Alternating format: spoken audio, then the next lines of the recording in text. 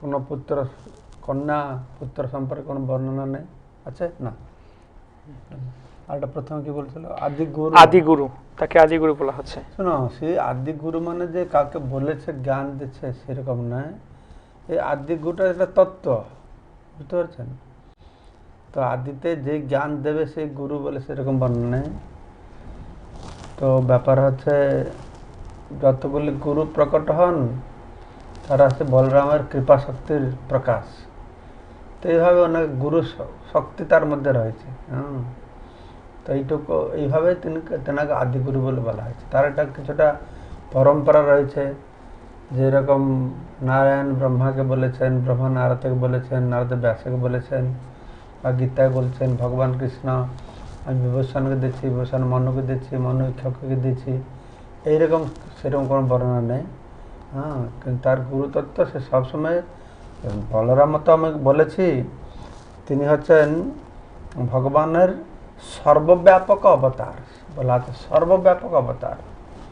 আমি কালকে প্রথম দিন বলরাম তত্ত্ব বর্ণনা করে বলছি যে কীভাবে মহাবিষ্ণু, গর্ভদক্ষা বিষ্ণু, ক্ষীরদক্ষা বিষ্ণু এসব বলরাম।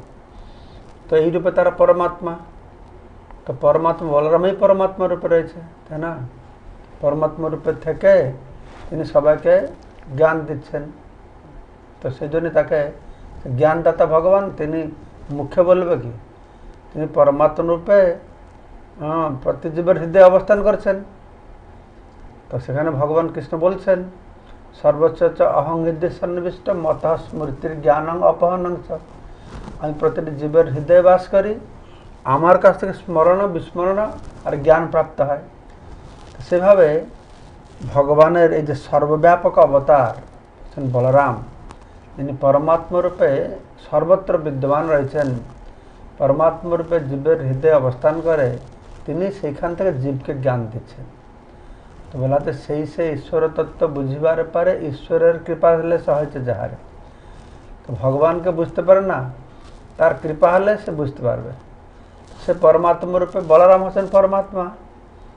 প্রতি জীবের সঙ্গে তিনি ক্ষীরদক্ষা বিষ্ণু পরমাত্মা, এই ব্রহ্মাণ্ডের গর্ভদক্ষা বিষ্ণু পরমাত্মা, পুরো ভৌতিক জগতের পরমাত্মা হচ্ছেন মহাবিষ্ণু বা কারণদক্ষা বিষ্ণু।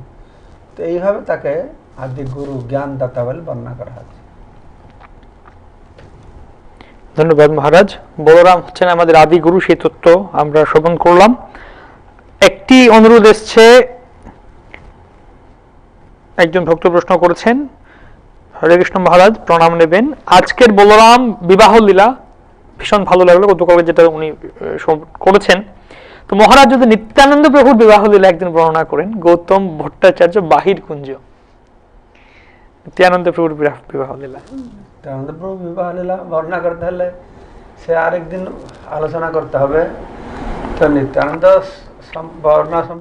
বিবাহ সম্পর্কে বর্ণনা করা আছে কোথায়? কালনাতে না?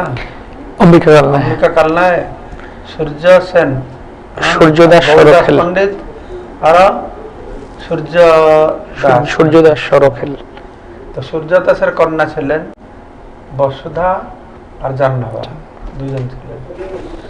তো সে বসুধাকে বিবাহ করার ব্যবস্থা করা হবে জাহ্নবার সঙ্গে নিত্যানন্দ প্রভু বিবাহ হবে। তো সেই নিয়ে আমি সেখানে গিয়েছিলাম, সেখানকার যারা পূজারী আছে তারাও বিভিন্ন কথা বলছেন, সুন্দর সুন্দর কথা। সেগুলো একদিন ভালো করে বর্ণনা করতে হবে। তো মোটামুটি হচ্ছে, তো সেই যেখানে ওনার বিবাহ হয়েছে সেই কুল গাছ এখনো আছে। আমি 7-8 বছর আগে গিয়েছিলাম, ছিল। জাহ্নবার সঙ্গে বিবাহ হবে। তো বলছেন তাহলে কি যৌতুক নেবে? তো নিত্যানন্দ প্রভু তো অবধূত ছিলেন, খুব রসিক ছিলেন, বলছেন আমার যৌতুক লাগবে, বসুধাকে যৌতুক রূপে লাগবে। তো এইভাবে দুই বোনকে নিত্যানন্দ প্রভু বিবাহ করেছেন। তো ওটা অম্বিকা কালনাতে হয়েছিল। তো বিবাহ করে তারপর তারা চলে গেছেন শালিগ্রাম। কোথায় শালিগ্রাম রয়েছে? রুকুমপুর শালিগ্রাম, সেখানে গিয়ে অবস্থান করেছিলেন। তারপরে এসে খড়দহতে তারা অবস্থান করেন।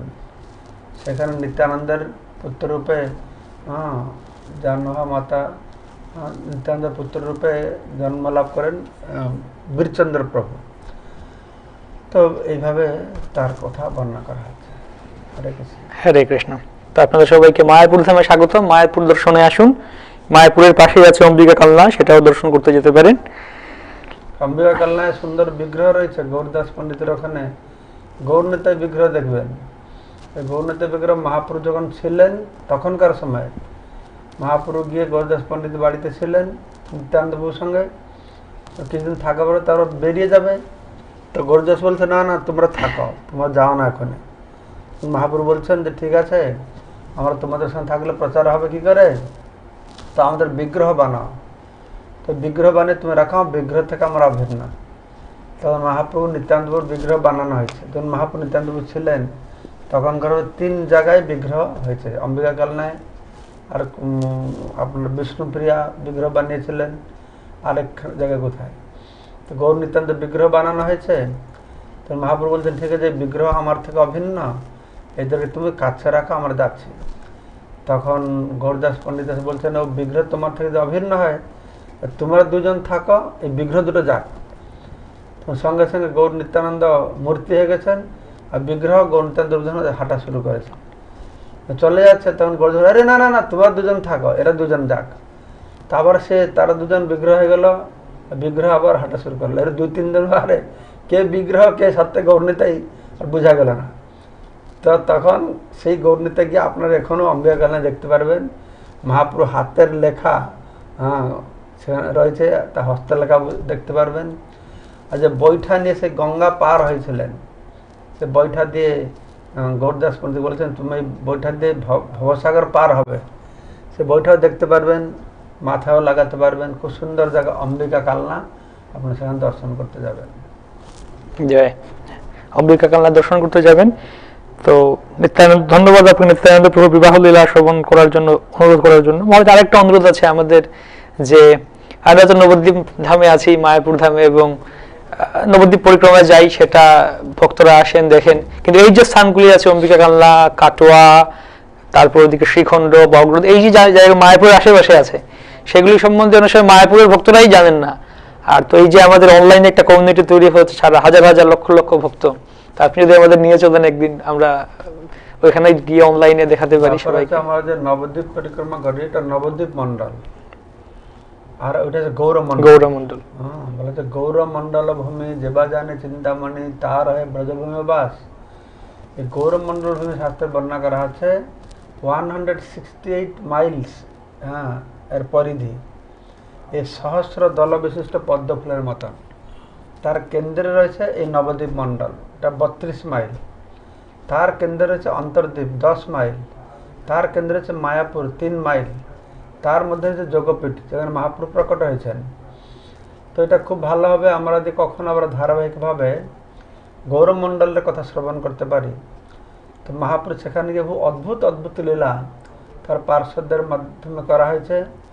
আমাদের ছিল প্রভুপাদ ভক্তি বেদান্ত স্বামী 4ই ট্রাস্ট করেছেন, শিলা জয়প্রকাশ গুরু মহারাজ আমার পরমার্থ গুরুদেব, তার চেয়ারম্যান আছেন। তো আমি ভাইস চেয়ারম্যান হিসেবে কাজ করি, সেবা করি। সেজন্য বিভিন্ন জায়গায় আমাদের সে উন্নতির জন্য ব্যবস্থা করা হচ্ছে, রক্ষণাবেক্ষণের ব্যবস্থা করা হচ্ছে। এটা সত্যি সত্যি খুব ভালো হবে।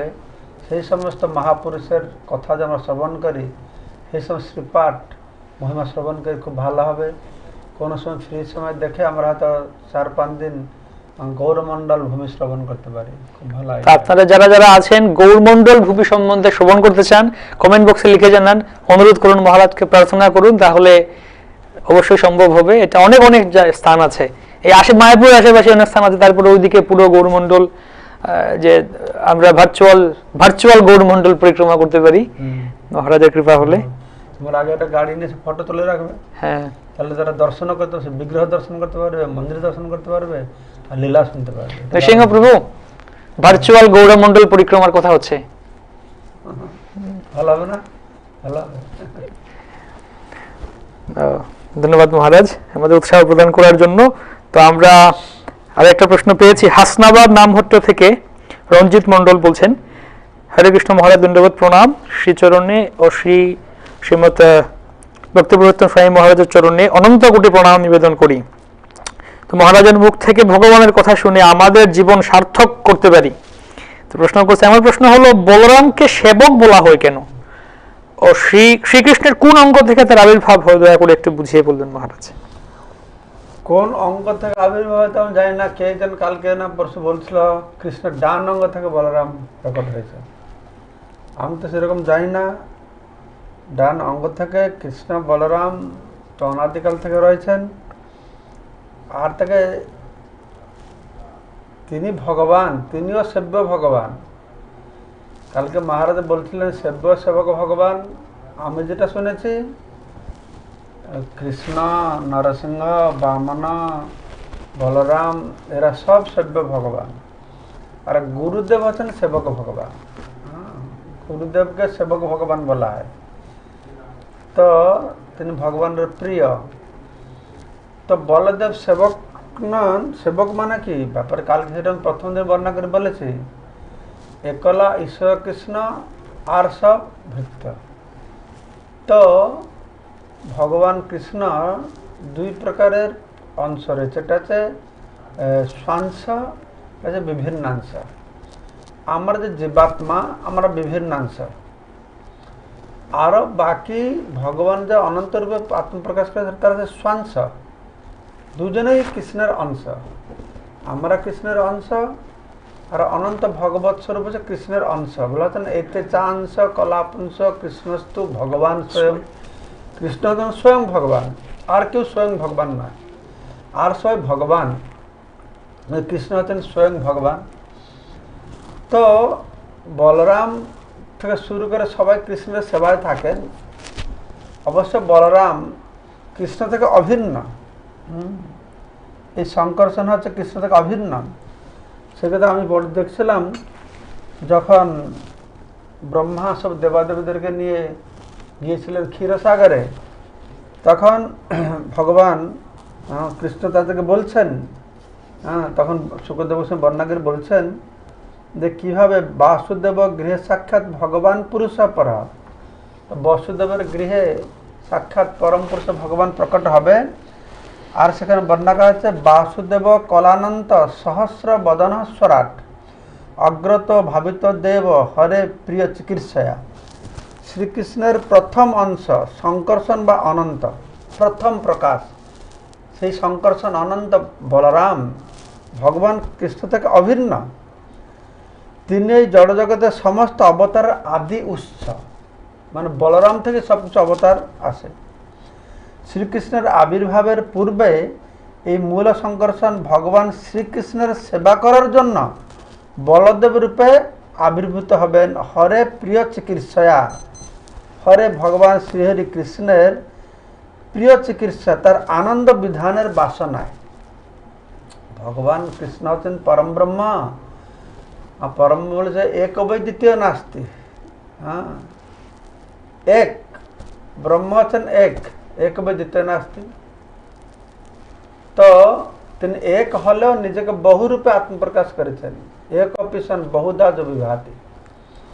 একটা বহুরূপে আত্মপ্রকাশ করেছেন, তার অংশ রূপে স্বাংশ, তার সব ভগবৎ স্বরূপ। তারা মায়াতীত, আর হচ্ছে বিভিন্নাংশ জীব স্বরূপ, তার হচ্ছে মায়াধীন। তো যেহেতু যত ভগবৎ স্বরূপ রয়েছেন, তাদের সবার লক্ষ্য হচ্ছে কৃষ্ণকে আনন্দ দেওয়া। সেই জন্যই কৃষ্ণ নিজেকে বহুরূপে আত্মপ্রকাশ করেছেন। আর কৃষ্ণ স্বরূপত হচ্ছেন আনন্দ ঘন বিগ্রহ, আনন্দময় ব্যাসাদ। এই পরম ব্রহ্মর স্বরূপ লক্ষণ হচ্ছে আনন্দময় ব্যাসাদ। সেই আনন্দের জন্য নিজেকে তিনি বহুরূপে প্রকাশ করেছেন।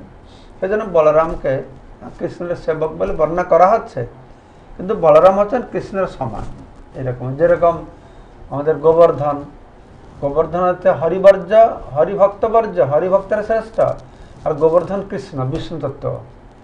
তো বলরাম কিন্তু বিষ্ণু তত্ত্ব, তিনি বিষ্ণু তত্ত্ব, কৃষ্ণের প্রথম প্রকাশ। এইভাবে বুঝতে হবে। হরে কৃষ্ণ। ধন্যবাদ, অত্যন্ত ধন্যবাদ মহারাজ। আমরা জুম থেকে প্রশ্ন পেয়েছি। মুকুন্দ ভক্তি প্রশ্ন পাঠিয়েছেন জুম থেকে। মুকুল মাতাজি প্রশ্ন করেছেন, মহারাজ প্রণাম, আমার প্রশ্ন, কৃষ্ণ নামের আগে রাধা নাম হলো কেন? প্রথম প্রশ্ন। দ্বিতীয় প্রশ্ন হচ্ছে ভগবান এই ঝুলন জাত লীলাটা করলেন কেন?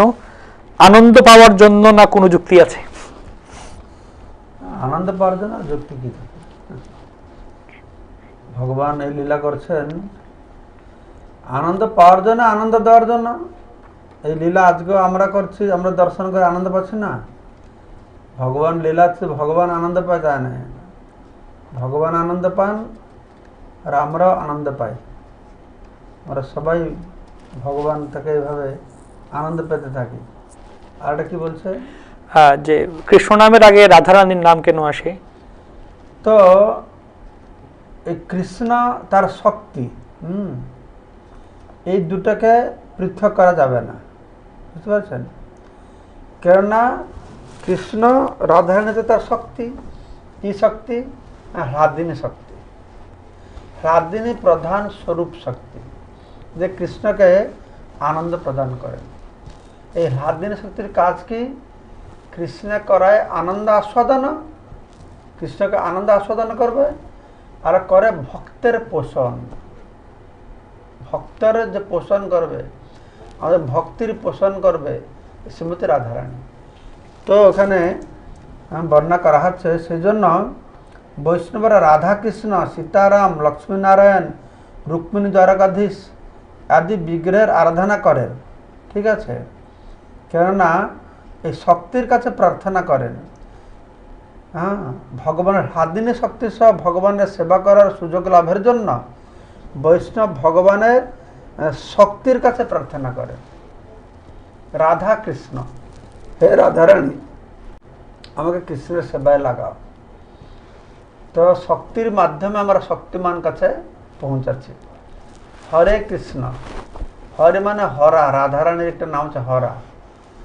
রাধে যেমন হরা, হরে, হে রাধারানী আমাকে কৃষ্ণের সেবায় লাগা। সেজন্য আমরা সবসময় রাধা কৃষ্ণ, তারপরে সীতারাম, লক্ষ্মীনারায়ণ, রুক্মিণী দ্বারকাধীশী, আগে হ্লাদিনী শক্তিকে আশ্রয় করে তারপরে শক্তিমান ভগবানকে পাবো। হ্লাদিনী শক্তি করে ভক্তের পোষণ, তিনি ভক্তকে পোষণ করেন। আর রাধারানীর অনুমতি ছাড়া গোলক বৃন্দাবনে করে ঝাড়ু ধরতে পারবে না। সেজন্য রাধারানী আশ্রয় নিতেই হবে। তো শিল ভক্তের মহারাজ বলছিলেন যে যারা মহাপ্রভুর অনুগামী, যারা বিষ্ণু ভক্ত তারা বৈষ্ণব, যারা কৃষ্ণ ভক্ত তারা কৃষ্ণ। কিন্তু আমরা গৌড়ীয়, আমরা হচ্ছে রাধারানীর ভক্ত। রাধারানী ভক্ত হচ্ছে গৌড়ীয় ভক্ত। আমরা রাধারানীর কৃপাতে আমরা রাধা কৃষ্ণের সেবা করতে পারছি। হরে কৃষ্ণ। হরে কৃষ্ণ। ধন্যবাদ মহারাজ, আমরা অত্যন্ত কৃতার্থ হলাম শ্রীমতী রাধারানীর কথা এবং কৃষ্ণের কথা শ্রবণ করে। তো আরেকটি প্রশ্ন করেছেন ঢাকা থেকে তন্ময় বিশ্বাস। মহারাজ ধন্যবাদ, প্রণাম আপনার শ্রী চরণ কমলে। আমার প্রশ্ন হচ্ছে, প্রভু বলরাম শ্রীকৃষ্ণের বড় ভাই হওয়া সত্ত্বেও দ্বারকার রাজা না হয়ে ভগবান শ্রীকৃষ্ণ স্বয়ং তাকে কিন্তু রাজা বলা হয়। তাই না? ব্যাপার হচ্ছে ভগবান কৃষ্ণ দ্বারকা গিয়ে সেখানে উগ্রসেনকে রাজা পদ দিয়েছিলেন। উগ্রসেনই মেনলি রাজত্ব করেছিল, এটা আমি শুনেছি। তারপরে যে কৃষ্ণ রাজা হয়ে থাকেন, বলরাম বড় ভাই হলো, কৃষ্ণকে রাজা করা হলো, সে যোগ্য ছিল। ঠিক যেরকম নন্দ মহারাজ, তারা 5 ভাই ছিল। তারা 5 ভাই কি ছিল? উপনন্দ, অভিনন্দ, নন্দ, সুনন্দ, নন্দন, 5 ভাই ছিল। যখন উপনন্দকে রাজা করা হয়েছে তখন বলছে না না, এই নন্দ মধ্যম পুত্র এই যোগ্য, একে আমরা রাজা বানাবো। তো নন্দ মহারাজ মধ্যম পুত্র হয়ে তিনি গোকুলের রাজা হয়েছেন। সেই জন্য হয়তো হতে পারে উগ্রসেন, উগ্রসেন নয়, না উগ্রসেন, উগ্রসেন তো রাজা হলেন। উগ্রসেন না, উগ্রসেনকে রাজা করলেন, তারপরে কৃষ্ণ রাজত্ব করেছিলেন। বড় ভাই না হলেও ছোট ভাই রাজা হয়। আমরা পরবর্তী প্রশ্ন পাচ্ছি।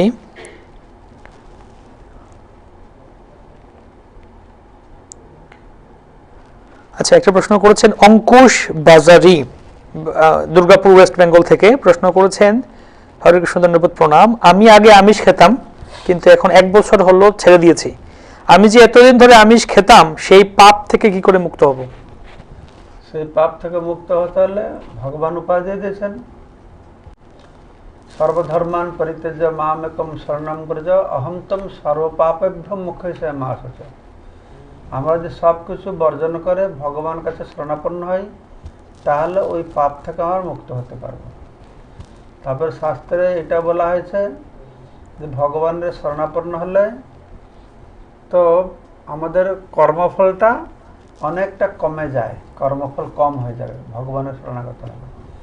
তারপর আরেক সঙ্গে সঙ্গে একথা বলা হয়েছে যে ভগবানের ভক্ত তার কর্মফল থেকে মুক্তি পাওয়ার জন্য প্রার্থনা করে না। আচ্ছা, ব্রহ্মাদেব তার প্রার্থনায় বলেছেন না, তত্তে সুসুমিক্ষমানা তত্তে অনুকম্পা সুসুমিক্ষমানা ভুঞ্জান এব আত্মকর্ম বিপাকম। ভক্ত হৃদবাক বভুবি বিদধান নমস্তে যদ জীবেত সদ মুক্তিপদে দায়ভাগ। তো ভক্ত সে কি করবে না, নিজের কর্মফল ভোগ করতে প্রস্তুত থাকবে। আমি পাপ করেছি, পাপের ফল আমার ভোগ হোক, আমার চিন্তা নেই, কিন্তু সবসময় আমি সে ভগবানকে প্রণামই করতে থাকবে। কর্মফল ভোগ করলেও তার চিন্তা থাকবে না।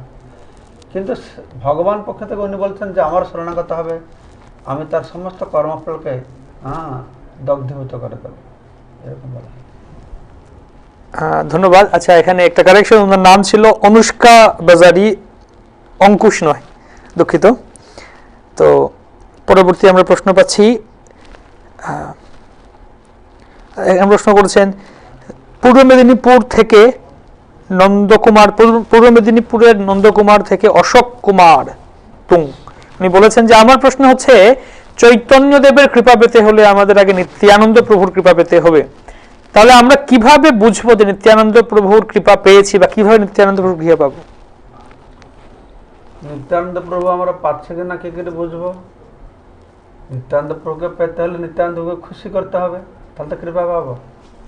তো নিত্যানন্দ প্রভু খুশি হয়েছে বলে হচ্ছে কিনা কি করে জানবো?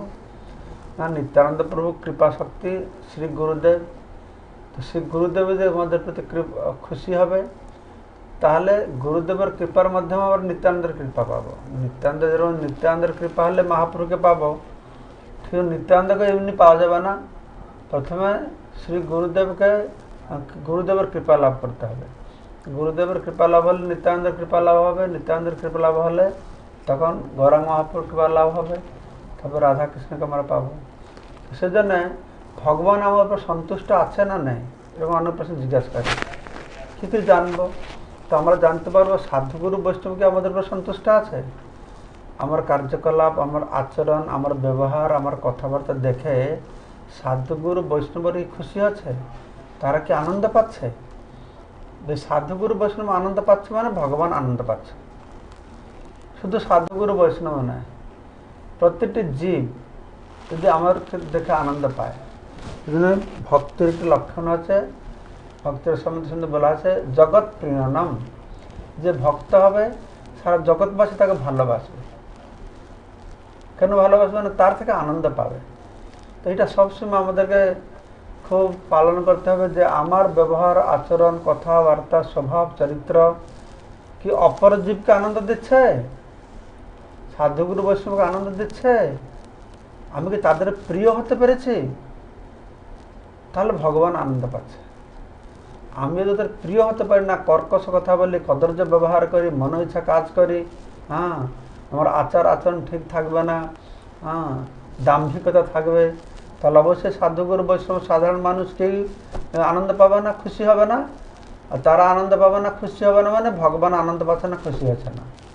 সহজ উপায় ভগবান খুশি আছে কিনা জানবার জন্য। ঠিক আছে, অত্যন্ত সুন্দর, অত্যন্ত চমৎকার অনবদ্য উত্তর প্রদান করলেন মহারাজ।